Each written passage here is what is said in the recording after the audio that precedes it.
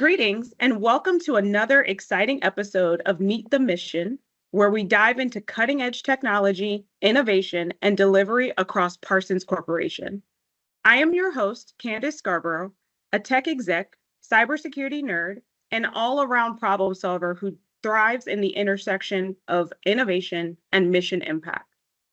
Today, we're talking about search and rescue tech, because saving lives with futuristic gadgets, now that's my kind of mission. To help us along the journey, we'll tap into the expertise of Johann, Vice President of Technical Collection and Countermeasures at Parsons, to explore the groundbreaking technology of BlueFly. Johann brings a wealth of experience in leading technical teams and developing bespoke mission solutions for national security and intelligence priorities, making him the perfect guide to showcase how BlueFly is set to revolutionize search and rescue missions. We'll explore its diverse applications, from locating lost hikers in the wilderness areas to monitoring high-risk zones for border security and responding to natural disasters. So let's dive right in.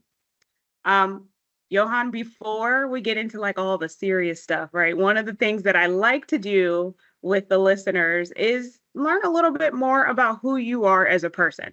So I have a few icebreaker questions for you. I hope you're ready. Okay, good to be here with you. Yeah. Awesome. Okay, so if you could invent one piece of futuristic defense tech, no limits, what would that be and why? Futuristic defense tech. Yeah. No limits. Okay. I think this one's for the Star Trek fans. I may be dating myself, but it would have to be the tricorder. In Star Trek, there was this handheld diagnostic instrument that can detect like health ailments and with the stroke of a wand. And I think today with modern and precision medicine and body-worn sensors, we've got a lot of tech that we wear. We're learning more and more about the human body. I think for defense, this can help with things like battlefield triage or with just human performance optimization. So yeah, it's a tricorder for me. Awesome. That's so exciting. And I think like it would revolutionize like how we can care for ourselves holistically, not even just, for defense tech, right? So that's pretty cool. All right, next one. Let's talk personal tech. What's the one gadget or app you absolutely cannot live without besides your phone? Can't be your phone. Oh, besides the phone. Oh my gosh, you live without the phone. One gadget or app. I think something that I use almost daily is probably my Nest doorbell, where I can see things like packages, visitors. I mean, it's a sensor, right? It offers up a second set of eyes, whether you're home or away, and gives you notifications. So maybe the Nest doorbell. Candace, a close second would be my Nespresso machine. I am amazed at how well that it can make such coffee so smooth, and to be able to have that at the push button, of your hand is simply amazing. So. Yeah. Let me ask you this. Have you, are you a coffee connoisseur? So is that your thing, or is this new with the Nespresso? Relatively new. I got it gifted. And, I was a Keurig guy before, and not to plug companies, but I drink a fair amount of coffee. I wouldn't say I'm a connoisseur, but I do like what I like. And Nespresso makes a smooth blend. I agree. So I was anti Nespresso machine for a very long time. I was like, I'm going to do everything myself. I'm going to get a French press. I'm going to do drip. I'm going to roast my own beans. But like now my go-to, I don't use anything else. And I have all this stuff in my kitchen. So it's crazy. Yeah. All right. One other question I wanted to ask you, can you share a fun or interesting fact about yourself that most people might not know? Fun and interesting. So if you ask my daughters, they would say nothing. But I would say teenage daughters. I would say probably in my Navy days. I was active duty for a bit. I was fortunate to learn how to fly, but then also logged 178 aircraft carrier landings. So I figured that's interesting. In my spare time out on the outside, I'm also an Orange Theory nut. So I've completed over 1,000 classes here in the last few years. So I think between those two, yeah. So how long does it take for 1,000 Orange Theory classes? Like how many years is that? That was almost 5 years, like 4.5 years. Yeah. Okay. All right, all right. Because I'm like, over your career, being able to clock the miles on that side of things, how long did that take? Say that one more time. Oh, I was saying over your first fun fact, right? Yes. How many years did that take? Oh, the 178 carrier landings took place in less than 2 years. Less than 2 years. That's amazing. That is awesome.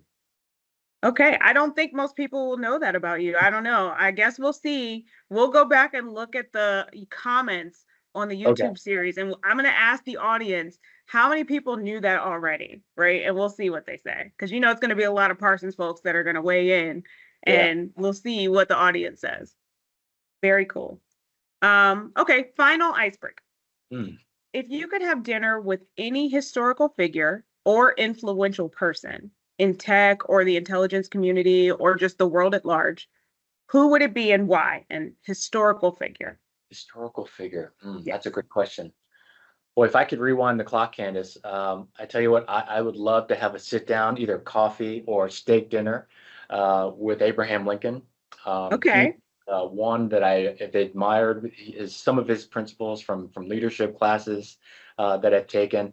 What I take away from Abraham Lincoln, good old honest Abe, is really kind of his leadership. And it was so composed in a time of immense challenges, during wartime, during slavery, and I'm just amazed at how I would very much enjoy learning about his leadership playbook on how he used persuasion over coercion and how he built consensus and through collaboration, and he put a great emphasis on his people and knowing himself.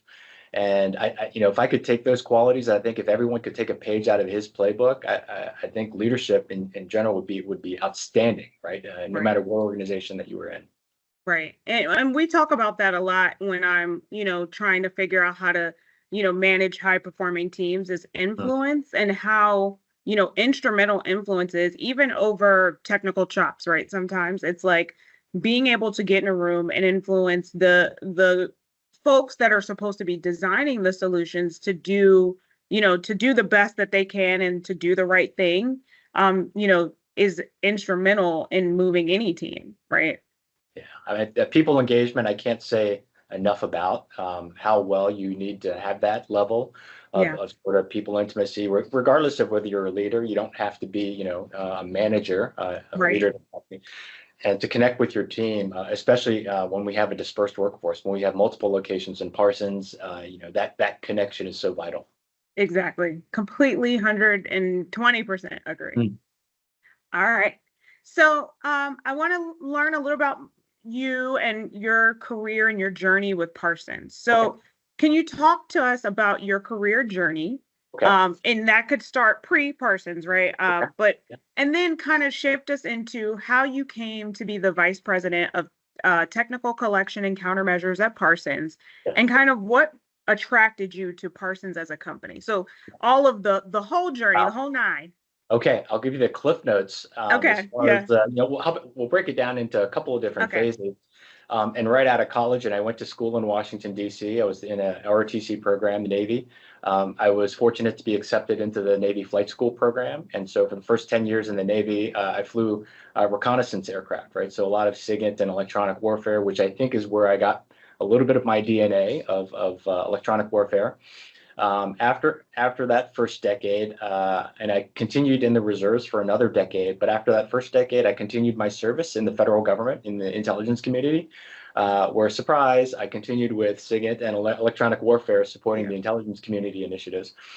And then the third, I'll call it the third chapter, the third decade, which I'm kind of in the middle of. I joined the private industry. It's sort of my way of giving back into the industry. You've got retirement, following federal service retirement, to be able to leverage your skill sets and your experience really, and how do you bring that to the people who actually do the work for the government today? And that's the defense industrial base. How I came to Parsons. At first, I thought Parsons was a construction company, and boy, that was clearly debunked. The reputation, I think, within the IC was pretty interesting in pockets. But I tell you what, I'll credit the D&I president, Mike Cushing. He and I worked at the same company previously, and I learned of his transition over to Parsons. And I figure if Kush made it over to Parsons, it can't be that bad. And lo and behold, a couple of years later, I find myself working in his previous sector, high consequence missions, as the TC2 vice president. So yeah, Yeah. shout out to Kush. So, and that's a very common story that you just explained, where a lot of people, Parsons construction company, which is, part of its DNA, right? But at the same time, that's one of the major things about this series, Meet the Mission, right? There's so many varied missions across the Parsons, landscape, that we're trying to kind of tackle and introduce them all to give that broader exposure to the community about what are all the really cool things that are happening in this space. So I'm excited that you discovered, that Parsons had more that was going on, and more to offer you for the next step of your journey. So very happy about that. And then can you tell me, is that the attraction to the company, like once you started to learn more about it? So I understand, Kush was here, and so that was kind of like, oh, let me hear a little bit more, let me learn a little bit more. But what was it that actually made you like seal the deal and Yeah, stick with absolutely. Parsons? And I think I discovered this in the interview process, Candace, because they brought me in, and I got to feel a little bit of the culture and, dare I say, vibe. My daughters Yep. will kill me for saying this. I So can't wait till they see this. it was the vibe in the workplace, and coming into Herndon and Centerville and Chantilly, I got a sense that, hey, people are generally happy here. And more importantly, they're focused on mission, laser lock focused on mission. And there's a, high sense of sort of, urgency behind the things that they do, supporting national security imperatives. And so it very well fit me, and I could see myself fitting in within the Parsons culture. So I think that was it. That was what sold me on the company. I love that, because you're here and you get to experience it firsthand and see, the excitement that a lot of the interviewers will come into the room, and just the problems that we're solving and the things we're trying to tackle, and you get to see it firsthand. So I love that. Yes. Awesome. Okay. So let's talk about challenges, right? You've been operating in this space for a very long time, and so this isn't new to you, just as you are in this role. But what are some of the most significant challenges you have faced in leading technical teams within the national security and intelligence sectors? Broad question.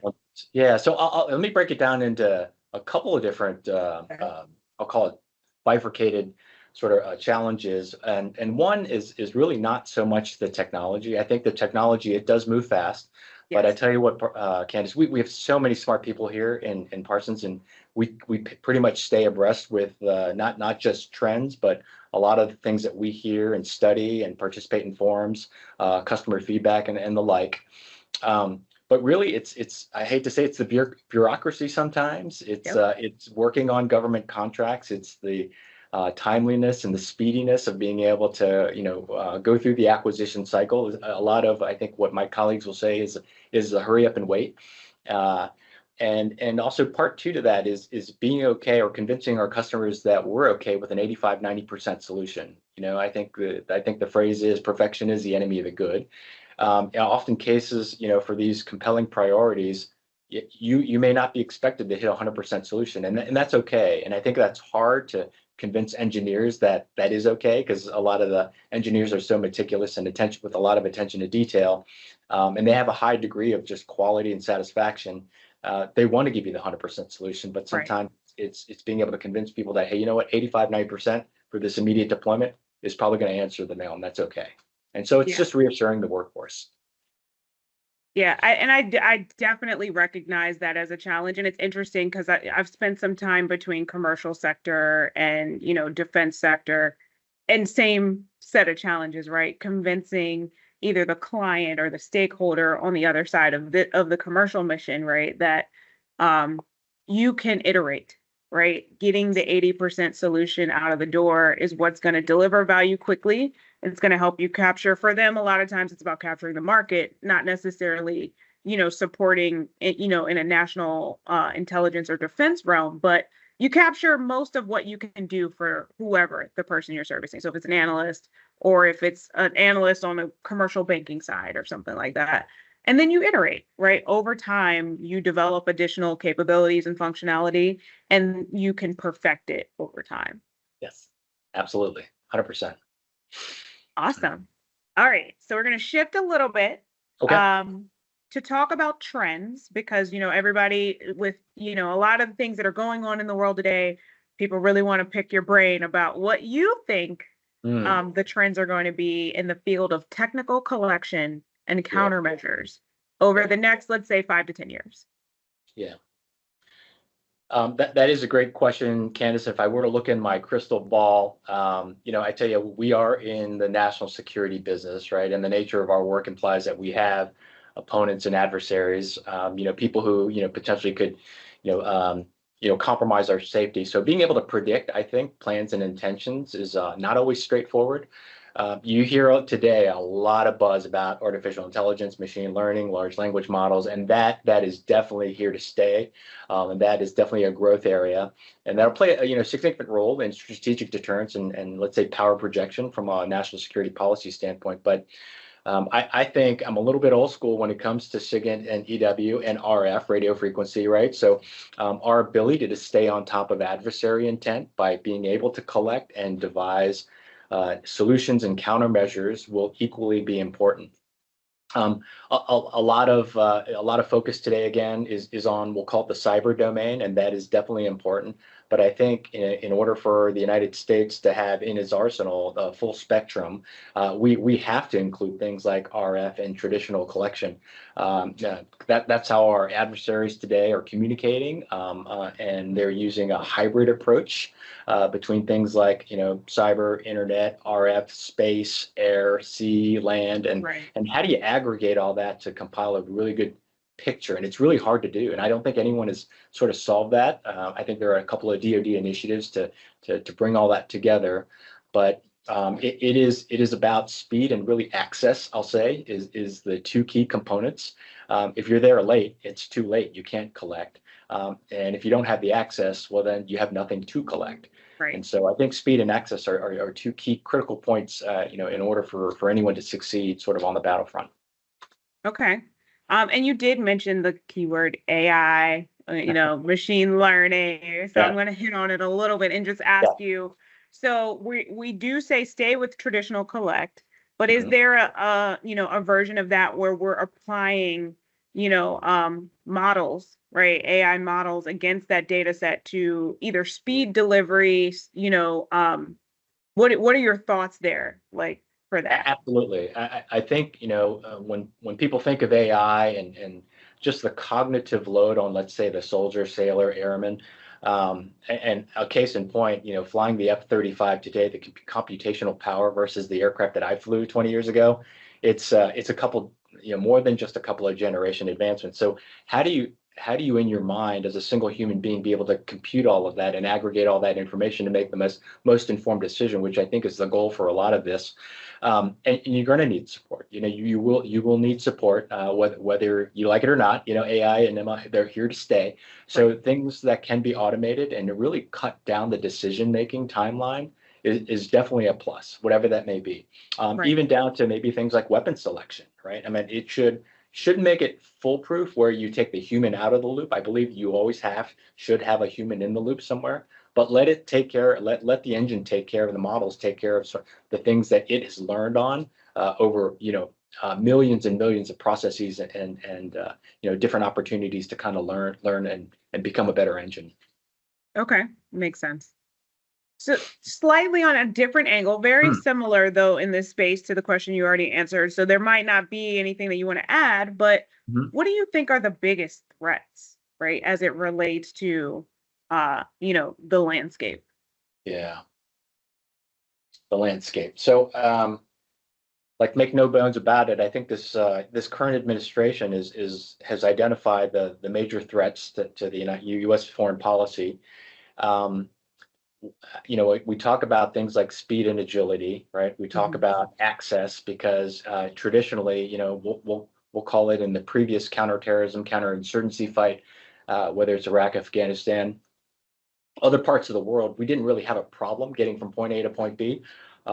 In this area, let's say in the Indo-Pacific or maybe in Eastern Russia, that may not that may not be readily accessible, right? In terms of things like airspace or property on the ground, being able to take territory, access to territory, or even maritime, right? For the ships. So I think access, what do you do in terms of collection when you can't get close to your targets? And so you've got to devise things like, I think innovative ways to be able to do that in a standoff, maybe using other assets, whether it's from space or other unmanned platforms, airborne. Right. I think that will, the physical access to places that we care about, I think will be definitely a significant threat. And um, and Candace, another thing which I don't know if we've given a whole lot of thought to is that, our adversaries don't speak English. And so when they communicate in a different language and we don't have transcription skills or the ability to interpret and really make sense of what they're communicating, and are we in a good position to make those hard decisions if Right. we ourselves are not sort of native speakers, if you will? So Right. um, yeah, I think Yeah. those are two challenges, one major and one that, hey, we ought to give some thought to it, and how do you process all of that, because that's a lot of data, and whether AI can help with that, it'd be great if we could, right? But we'd have to teach it. Absolutely. Yeah, and I think one of the things that I learned in our last episode, I was talking to Jen Bergstrom and Ryan Gabriel about models, and you can start to predict like language models and kind of what tool it was based on the voice of that said language model. So I think that's actually a very interesting thought process, right? Thinking about if we're trying to use, trying to understand other languages, we're not native speakers, right? Is there a way to understand for the model to adapt and to start to understand to the point where it's almost like a native speaker, right? I get that, standard English, right, put into a LLM will produce a certain sound, if you ask something back from it, it'll sound a certain way. But how do we get closer to that native speaker so that we understand if that person, if that transmission had slang or verbiage that didn't translate in exactly in the dialect of that person speaking, how do we get there, right? And so it's very interesting because of the thought of language models having a voice. So I Yeah, think that's actually pretty cool, synergy between those two discussions. absolutely. Awesome. All right. So you are our BlueFly expert. Ooh, BlueFly is new and on the scene, right? And so all I've told people is that it helps support, search and rescue operations. I haven't really gotten into the technology as a whole, so I yeah. wanted to take the time. Can you provide an overview of BlueFly and its primary functions in enhancing search and rescue operations? Yes, absolutely. And Candace, like many things that we do, we build sensors as part of the TC2 repertoire products. And in BlueFly, we're super proud and super excited to debut this in 2025. It is an emerging capability, designed to rapidly enhance search and rescue operations by leveraging something that you and I have on our person, probably on our daily lives, right? The phone being one of them. You mentioned that earlier today, but how many of us wear things like Apple Watches or use AirTags and have things in our wallets in our purse, for our key fob, let's say. Yep. So if you look at, if you did a quick scrub of all the things and a quick survey of all the things that you probably have a Bluetooth device, and this is what BlueFly does is that it detects Bluetooth low energy. So that particular protocol.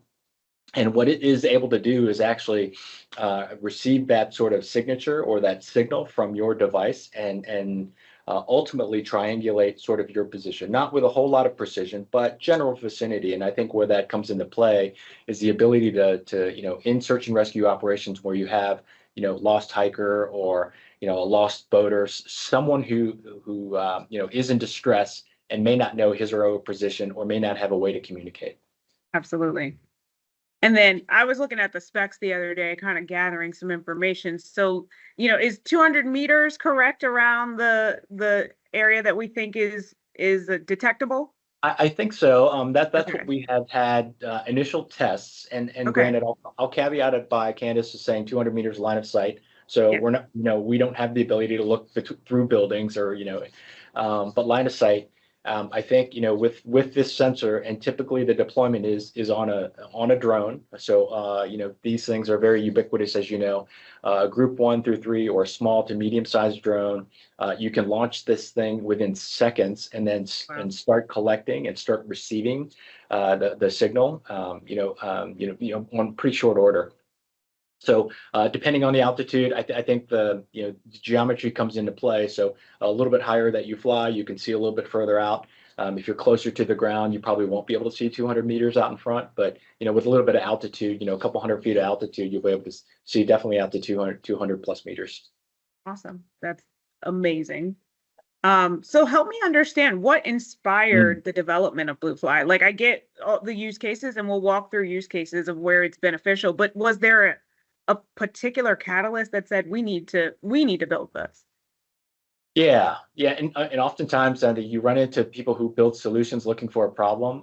In this case, we actually discovered a somber problem, and so we decided to build a solution around it. And so a couple of years ago, Candace, my team was called up to help locate a missing hiker in the Rockies. I Oh, think it's wow. either Wyoming or Montana. Doesn't really matter. But after an exhaustive search and failed attempts to ping his cellular device, and what ended up happening is that the phone battery died right over the course of several days, and this was Yeah. during the winter, by the way. So our team was called to help and see if they could triangulate things because we are in the business of collection, right? And so the team went out, got on a helicopter, brought this prototype, and it wasn't even called BlueFly at the time, but the prototype ability to collect on Bluetooth and cellular signals and a variety of different wireless protocols. We managed to pick up a tile device. And these are, if you remember, these were pre-air tags, right? That you Yep. can put on a keychain I to put let them it in my on the suitcase all keys. the time to make sure American Airlines didn't lose my bag. So. Right, right. And so this hiker, for some reason, had a tile device, and we learned this from his family member, Oh, wow. had a tile device in his wallet, and they were able to get the data, the actual identifier for the tile device legally, and work with law enforcement, and then the U.S. Forestry Service, and I believe some other federal law enforcement, and they flew on a helicopter with our sensor, which is not the same size that we built today. This was a little bit more laptop size, and they were able to actually locate this signal coming out in the vicinity of where the hiker made his last known position report, but it was several hundred meters away. And so, unfortunately, it was days after he reported his last known position, and instead of a search and rescue operation, this ended up being a recovery operation. It helped the local service pick up and identify his remains, Right. and bring a little bit of closure to his family. And again, kind of a somber story, but we thought about, like, well, how many other hikers and lost folks in the woods end up in this situation where they don't get recovered. And so the team quickly kind of put together the smarts behind this, and like on a back of a bar napkin, hey, we could build a small one of these things because not everyone has a helicopter at their disposal, but could we build a small compact unit where it could actually do the same thing, but maybe on drones, because we know a lot of police departments use drones, Right. for like personnel recovery and search and rescue. Wow. That's such an impactful story and journey that brought us to the capability. I mean, um, such a meaningful experience for you guys to go through that process of Mm. trying to figure out, what is the best way to attack this problem. Um, Yes. so, given, that's one use case. What are some of the other, use cases that people aren't thinking about that we could apply BlueFly to?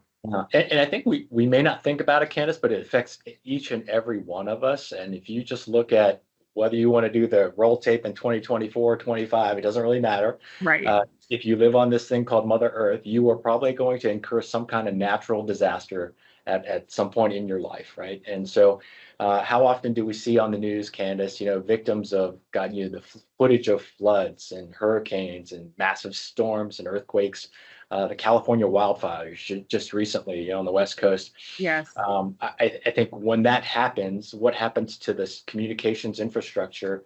All of a sudden, your phone that you dial to call 911 all of a sudden doesn't work, right? And Right. so, how do you go about, identifying, recovering some of these folks, search and rescue, perform search and rescue operations in an environment like that.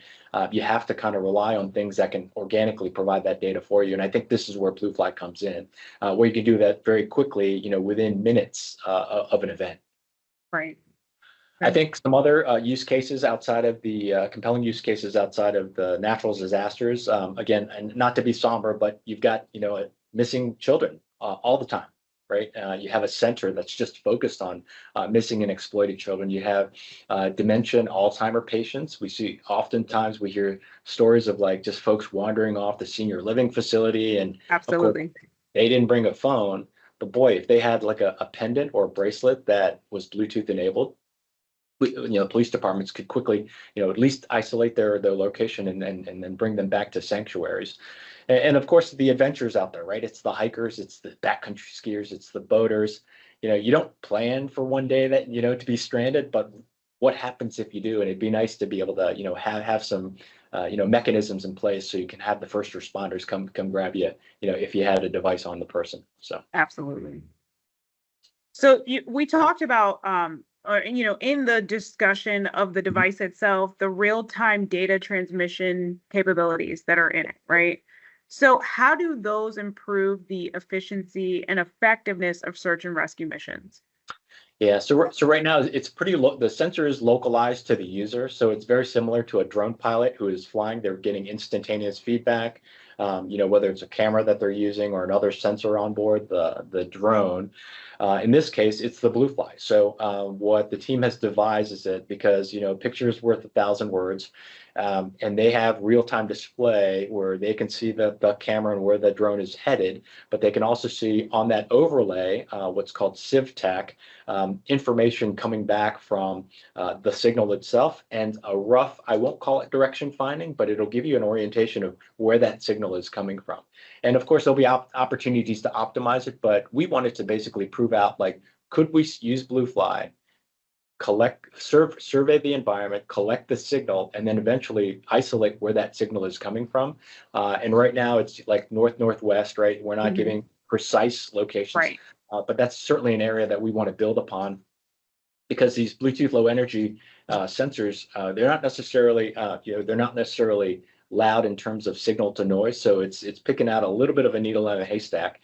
But I think if you can get close enough with the drone if you can get close enough, you'll be able to detect some of that energy return, and then eventually identify a little bit of the localization information of where it's coming from.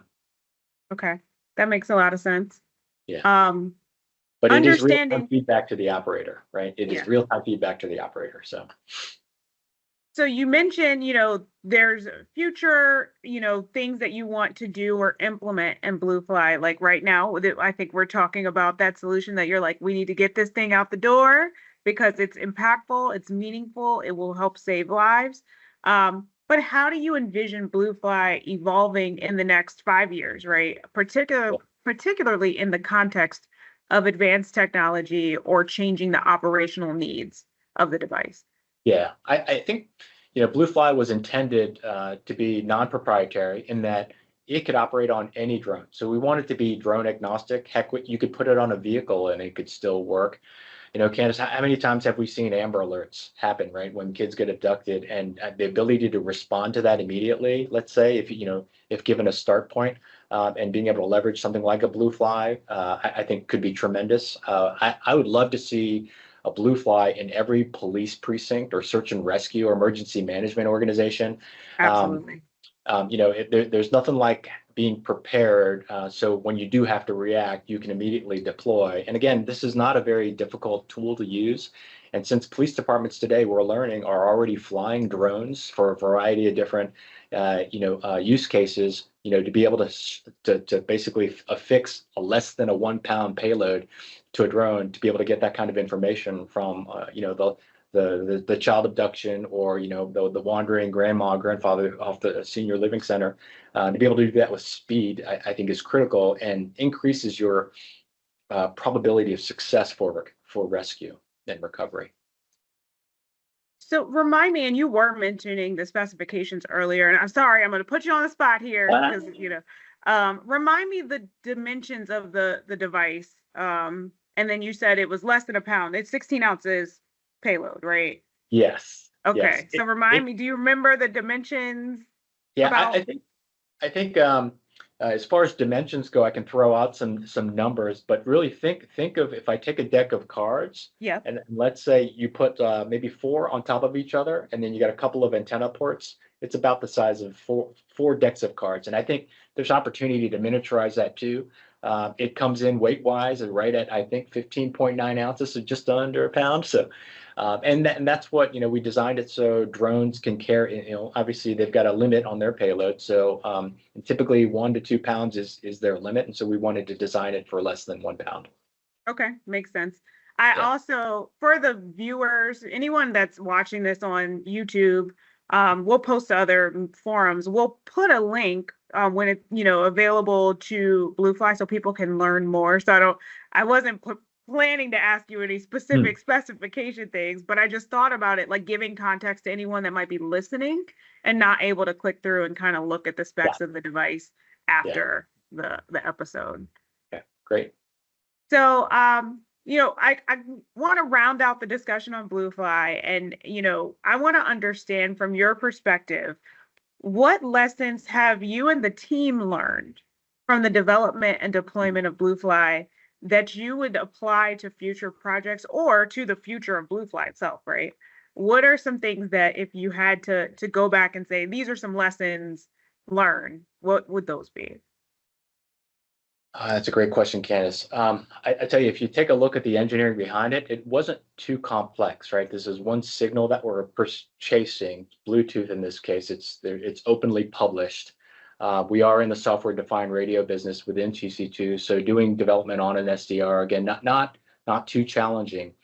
But I tell you what, I think the one lesson that we learned, I'm going to give you a non-traditional answer here, is never underestimate the value of interns. I think this project started a couple years ago after the event, right? And so Yeah. the team down at QRC, actually employed their summer interns with the problem set, and they said, Wow. hey, with your a little bit of creativity and imagination, these are kids in college who are thirsty and who solve problems differently than let's say different generations. And then we gave them a small budget, and sure enough, they crafted a low cost solution, a first article, if you will, for a few $1,000s, right? And to Wow. help people who are lost. So I would say, for the 4 or 5 kids that we had a couple of summers ago down in Fredericksburg, they came up with the design, and then we matured it within QRC. I think last summer the interns continued to work on it, and all of a sudden it's a bona fide product. So I would say, yeah, never underestimate the value of the interns. These kids, albeit they don't have the same level of experience as a lot of our colleagues. I think they come at problems a little bit differently, and I think the value there is their sort of problem solving skills, and they'll look at it through a different lens, and then Right. sometimes it can be very refreshing and innovative. And honestly, that's like a shameless plug for Parsons because I did lots and lots of internships before I went out and joined the workforce, and Mm, none were as cool of a mission or an opportunity as that. So, like, kudos to, for, Parsons and the leadership team saying, let's give it a shot and throw the problem space at the interns and see what they come up with, because first of all that takes a lot of stepping out on faith that you're not just going to end up with no solution at the end of the right. internship period, right? Because you obviously have to have strong leadership and guidance and the right people coaching and mentoring them, but you sometimes if it's such a sensitive mission, Mm, some companies will say, I'm not going to hand that to the intern. So I think I love the ingenuity and the ability to kind of lean in and take a little bit of a risk from Parsons yeah. on that one. And from you guys as the leaders who are sponsoring and moving this innovation along. Yeah. I think that's really awesome. And like I said, shameless plug, because Yeah. our interns get to do really fun things. So And not only that, Candace, two of the interns have since graduated and have come back to Parsons working full time. So I love yeah, that. it's great. And I'm sure it's the opportunity, right? It's the ability to work on something that is truly impactful, and it's not just that we carved out some project for the summer interns to do that wasn't mission focused or mission based. And, it was more like oh, you can help with the staffing portal, or you can help with the, implementation on, adding a new feature in SharePoint, right? Those are the ones where you're like, oh man. But here it's like they had such an impactful experience. Why wouldn't they want to come back and be here full time and kind of grow their career here? Yeah. That's exciting. Yep. All right. So want to give our listeners a little bit more information and a place to navigate to go to. So if someone is interested in learning more about BlueFly, where can they find more information? Yeah. Certainly, you can go to the websites, either websites. I think you can go to the parsons.com/products/ I think BlueFly. We'll have that up and running very soon. And then qrctech.com / similar domain products / BlueFly as well. So, and hopefully we'll be up at the top of the Google search list, for BlueFly, and we've got the name patented, trademark rather, and and hopefully we'll have some advertisements on LinkedIn as well. And who knows? We're looking forward to our first rescue. Awesome. I can't wait to push this out. This episode will be out a few weeks from this recording, so it'll be up, and so people are gonna see. They're gonna go look and see if our SEO is good enough to push us to the top. Yeah. If you search for BlueFly, I want, again, people in the comments, tell me if you found it when you did your Google search. Yeah. All right. So, while I have you for a few more minutes, and I appreciate so much you taking the time to talk to us and kind of impart us with some of your insights. So I do have some final questions for you. Okay. And I just want to understand from your perspective, from, all your years of leadership experience, right?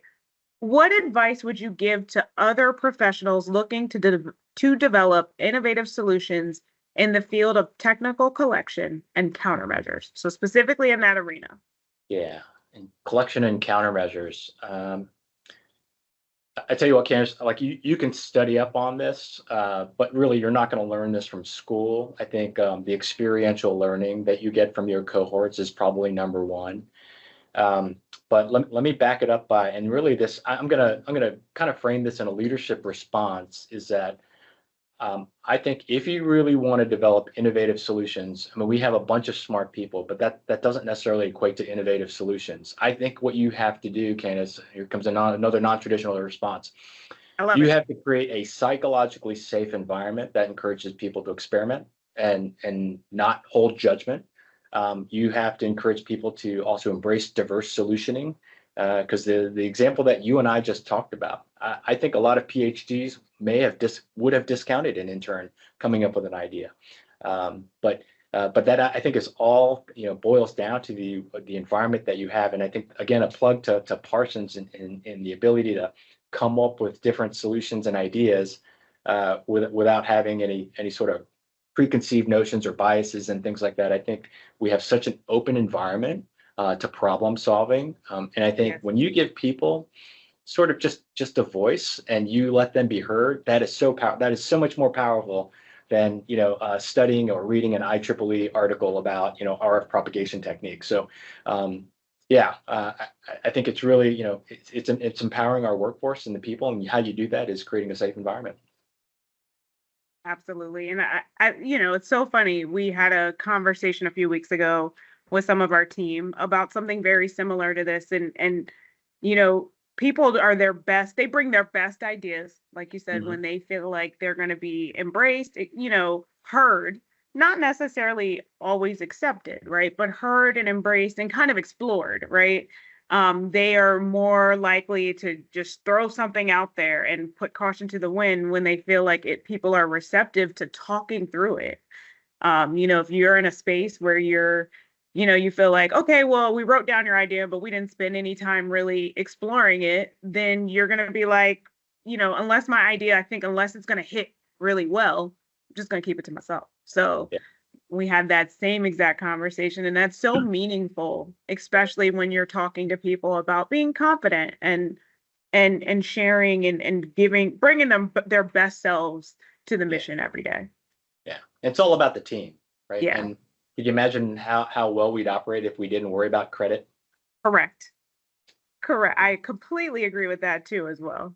And that's, something I try to like, credit is collective, right? We're all in this together and the team did this. It's always we did this, right? And that's another way to create a safe space so people don't feel like either their impact is diminished if they had less impact, or that someone's getting, credit for something they didn't do. You kind of solve a lot of those issues by making it a collective whole. And we also failed together, right? Absolutely. We, ran into this roadblock, or we ran into this challenge and we mitigated it, right? Yeah. But as a whole. And it's okay, and letting people know that it's okay to fail, but do it Yes. early if you can. Yep. You know? Absolutely. It's okay to fail. We don't need to over index on, who the failure was, but more about what did we learn from that failure and what can we take that into our next success, right? How do we, turn that failure into something that we can capitalize on? So, agreed. All right. Very last question for you before we wrap up. I want to understand, right, how you balance the technical and operational demands of your role with the need to stay ahead of industry trends and advancements. Ooh. Broad, but I think you could, Yeah. Definitely impart some wisdom on folks who are struggling with this themselves. Yeah, and I find myself, Candace, in this sort of the hamster wheel, if you will, because you're so busy worrying about execution and handling the here and now. And how do you look ahead over the horizon or a peek around the corner? I think a lot of I learned this from my kids too. Podcasts. There are a lot of folks who just want to generally share. I think this generation loves to share, Yes. whether podcasts or Substacks, and really leveraging your network. Um, you yourself, it's hard to sift through all that material and be able to, kind of digest all of that and make sense of it. So to be able to hear other folks and get their takes on it, I think definitely stimulates sort of the brain and keeping you current on the trends and advancements, because people want to tout, and like Right. BlueFly, we're going to tout our advancements here in the search and rescue market. So, and people were going to learn more about the capabilities and the technologies behind it. I would say also, Candace, on the, a lot of my responses are focused on the people. And for us customers, I think we have such a positive reputation with a lot of our government customers and civil customers.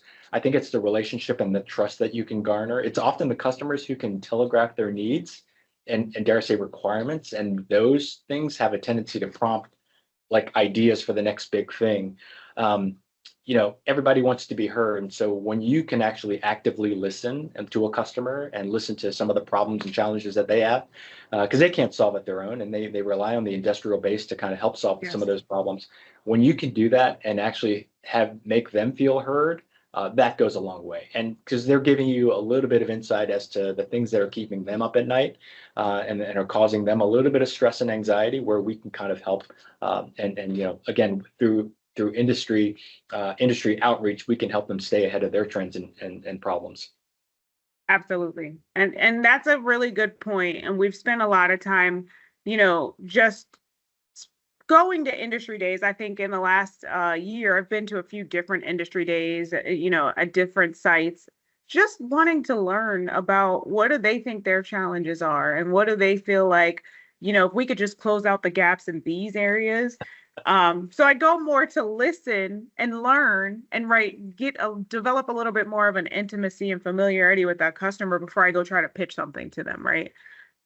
Or look at, okay, we built it said way. If we change this thing just slightly, we could also support another mission, right? That wasn't our intended focus or our intended mission. So I absolutely agree with your insight there, and trying to shift that energy a little bit more to like less of a pursuit or a proposal pursuit and more of a let's just get a little bit more familiar with our stakeholders and what they need. Absolutely, 100%. Yeah. Awesome. Well, again, I thank you so much for your time. This was an incredible discussion today. And before we wrap up, I just wanted to take a moment to talk directly to our viewers or our listeners. If you are passionate about solving complex challenges working on mission-driven projects, and staying ahead of cutting-edge technology, you should definitely look into joining us at Parsons. At Parsons, our people are our greatest asset. We are a connected community delivering mission-focused solutions, and we're always actively looking for top talent to help shape the future. I personally love Parsons because we don't just hire employees, we invest in our people, providing opportunities to learn, grow, and lead. And at Parsons, we also know that work isn't just about what you're doing, it's also about who you're doing it with. So that's why we try to foster a thriving culture with social events, and we try to just bring our people together as employees, friends, and families to create lasting connections. So if you're looking for a mission-driven career where innovation, collaboration, and impact are at the forefront, check us out. Parsons is definitely a place for you. Check us out at www.parsons.com/careers to explore our opportunities. We have them all across the board in infrastructure, cybersecurity, AI, machine learning, cloud, defense. And as we said before, there's a lot of very interesting bridge building types of projects and commercial projects that are related to infrastructure and smart cities. So there's opportunities abound. Also, make sure that you hit subscribe, drop a comment, and let us know what you want to learn about next in our upcoming episodes of Meet the Mission. So that's a wrap for today's adventure. So I'll say mission accomplished, but the journey never ends. Thanks, everyone.